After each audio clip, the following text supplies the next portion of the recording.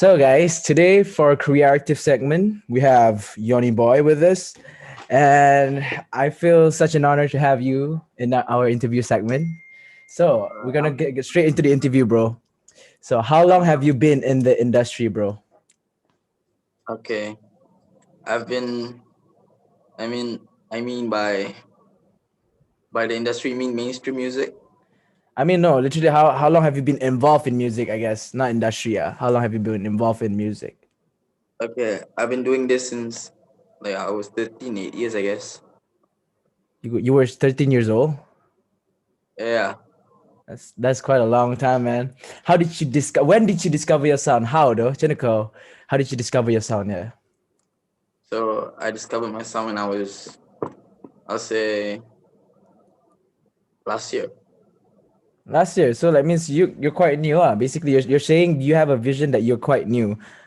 Is it? Yes, exactly, bro. So I just like last year I just discovered that what I'm really capable of instead of doing something that I'm not, and then I basically found like a sound that everybody likes. So That you were confident enough. You were like you're confident that your sound could, you know. Yeah, since that's the only sound that breaks through market. So like I figured that this sound is like one of my best discoveries since I was 13. I never like have my own sound. I always copy some other people, like trying to be like them. But what I'm mistaking is it's more how to be like me, you know. Yeah, yeah. So that's myself on like last year, like for my sound, which is unique to only myself. So along the way, have you felt any pressure to tone down your music style for the sake of marketability and sales? Yeah, bro. I So you, mean, not really lah.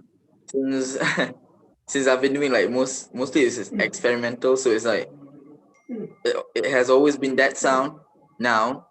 So Mhm. like I mean everything is experimental. Like it doesn't matter what I do, it just has that sound because people are accepting me for who I am. So That's that's cool, dope. man. That's dope. That's very dope, dude. That's I think for Mm. every artist dia punya target, right? So Yeah. what do you punya personal opinion about the music scene in Malaysia right now? The music scene in Malaysia right now is moving quite fast compared to like last year's and a couple few years. It was really slow. So for now, it's moving like real fast. There's like new talents like every single minute. Get me? Yeah, Like that's every true. minute there's a new talent. So everybody want to be like a rock star. Everybody, because it's easy now. You can produce music anywhere. You don't need like a live band to do everything. You can just open up your laptop and do everything yourself. You know, True, dude. kids now. I've been with this guy. He's 14, 16. This guy been making music since he was 10 years old. Yep, we have Yeah, those so people.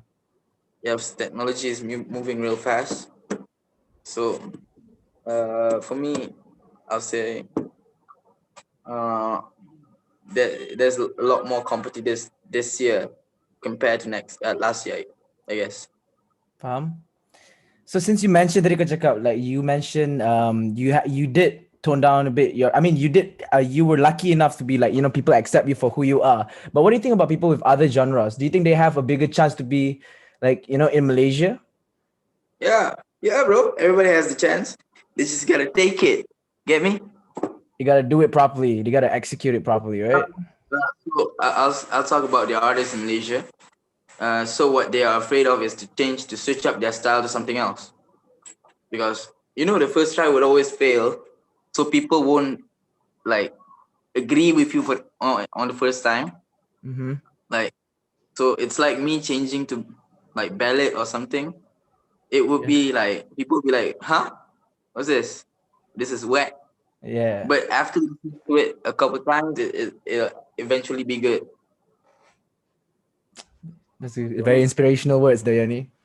Very inspirational words. So, do you think Malaysia has what it takes to actually pecah the international market and be like, how Korean have K-pop? We have our own Yeah, Malaysian not M-pop lah. I would say like Malaysian version of like the yeah, bro. genre. Do you think we can bring It's international?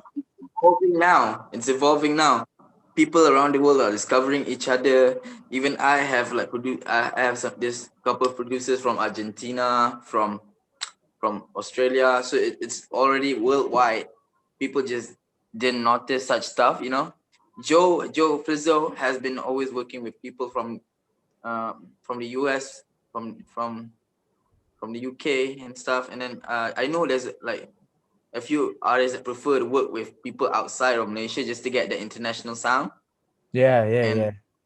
it's already happening right now. Like we can, there's like Def Jam. Def Jam is moving like to all the Asian countries.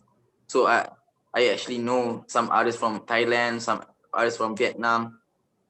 That's cool, man. We will know, although we don't know them. Get me? Just That, because it's artists from Indonesia, we know them right now. Back then, it wasn't. It's just you need to pop. You need to be popping so people know you now. It's just it's easier nowadays. I'll say so. It's easier to break the market since um there's internet, bro.